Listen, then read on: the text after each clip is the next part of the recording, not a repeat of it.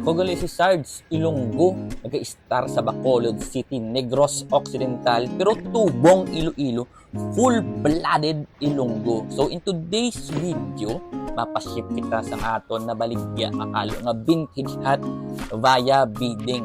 So congratulations kid permi sa mga winner naton nga sa bidding. No? Almost sila lang gadaog permi kay tungod grabe sila mag-snipe. Kung gusto mo makakuha sang skill nga hats, mga vintage hat, no? Nan, follow ka sa page ko. So, in today's video, galing, no? Nagsupo din sa akon nga paborito nga kalo nga Ilonggo tumandok. Siyempre, full-blooded Ilonggo, gwapo ta, no? Muna niya dapat ya.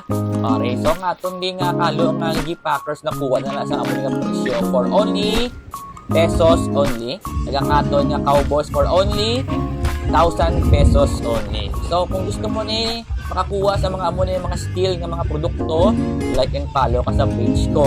Kag baka timpo-timpo kita gagmay para okra kita gagmay. Mga tag makita liwat sang libre nga kalo sa mga solid nga follower naton diri sa akong nga page Sards Capital. So ari na subong sa LBC Triangle as usual, no?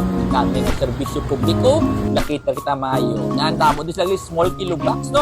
Mga swabe din mga tropa di sa LBC Triangle. Mula na! Bala, mo dyan.